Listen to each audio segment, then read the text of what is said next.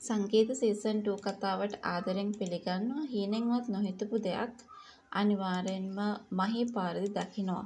මහීට මේක දරා ගන්න පුළුවන් කමක් නැහැ. මහී ගොඩාක් ඒ සම්බන්ධව දුක් වෙනවා. හැබැයි ඉතින් කොච්චර දුක් වුණත් ඒ දුක් වීම ඇතුළේ තියෙන්නේ අනිවාර්යෙන්ම ආදරේ. හැබැයි ඉතින් කොච්චර ආදරේ ගැන මේ වෙලාවේ කල්පනා කරගෙන හිටියා වුණත් මේ හැමදේම වෙනස් කරලා හිතන්නට උවමනාවක් ඇති කරගන්න විදිය ඇත්තම නෑ කියන කතාව ගැන තමයි අද අපි මේ වෙලාවේ ඔයාට කතා කරන්නට ඉඩක් තියාගෙන ඉන්නත් ඕනි කියන ඒ කතාව ගැන තමයි මම මේ වෙලාවේ ඔයාව දැනුවත් කරන්නට සූදානමකුත් ඇති කරගෙන ඉන්නේ කියන ඒ කතාව ගැන තමයි අද මට ඔයත් එක්ක මේ වෙලාවේදී කතා කරන්නට සූදානමක් ඇති කරගෙන ඉන්නේ කියන ඒ කතාව ගැන තමයි අද අපි මේ වෙලාවේ ඔයාට මතක් කරන්නට සූදානමකුත් ඇති කරගෙන ඉන්නේ. ඒ විශ්වාසය අපිට මේ මොහොතේදීම කතා කරගන්න ඉඩකඩක් හදලා දෙනවා කියන ඒ කතාව ගැන තමයි අද අපි මතක් කරන්න ඕනේ. දැන් මහී කවදාවත් හිතන්නේ නැහැ මේ වගේ දෙයක් වෙනවා ඇති කියලා. හැබැයි ඒ වෙන දේ හොඳ එකක් නෙමෙයි කියන එක නම් අනිවාර්යෙන් මහීට තේරෙනවා.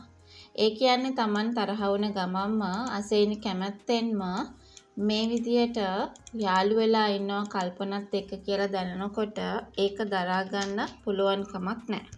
හැබැයි ඉතින් මේ කල්පන මේ අසේනිව එක්කරගෙන යන්නේ අසේල සහ අසේලගේ නෝනා සේමිනි.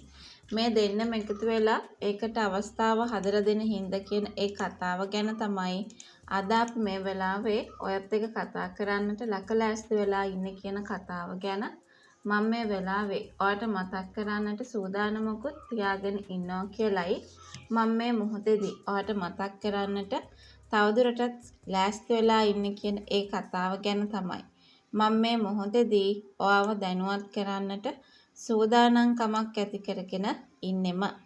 ඒ වගේම තමයි මහී වැරදියට වටහා ගත්තට අසේනි කවදාවත් කල්පනට ආදරය කරන්නේ නැහැ. හැබැයි ඒ වුණාට කල්පන උමනාවෙන්ම අසේනි Tamanට ආදරය කරනවා. අසේනි කොහොම හරි දැන් ඈතටම ගිහින් ඉවරයි. ඉතින් බලාපොරොත්තු තියාගෙන ඉන්න එපා කියලා. ඔන්න ඉතින් පොඩි කෝචෝකෙකුත් දාන්න ඉඩකඩක් තියෙනවා කියලයි මම මේ වෙලාවේ ඔයාට මතක් කරන්න ලකලෑස්ති උනේ කියන කතාව ගැන අද වීඩියෝ එක හරහාම අපිට කතා කළ හැකියි. ඒ විතරක් නෙමෙයි තව දෙයක් අපි කතා කරන්නට සූදානමක් මේ වෙලාවේ තියාගන්නවා. ඒ කියන්නේ මහීට කොච්චර දුක හිතුණත් කල්පන ළඟ ඒ දුක පෙන්වන්න කටයුතු කරන එකක් නෑ. ඒ වගේම තමයි කල්පන්ට පෙන්වන්නත් එක්ක අසේනිව නැවත වතාවක් තමන්ගෙම කරගත යුතුයි කියන තැන ඉඳගෙන වැඩ කරන්න සමත් වේවි කියලයි මං කියන්නේ.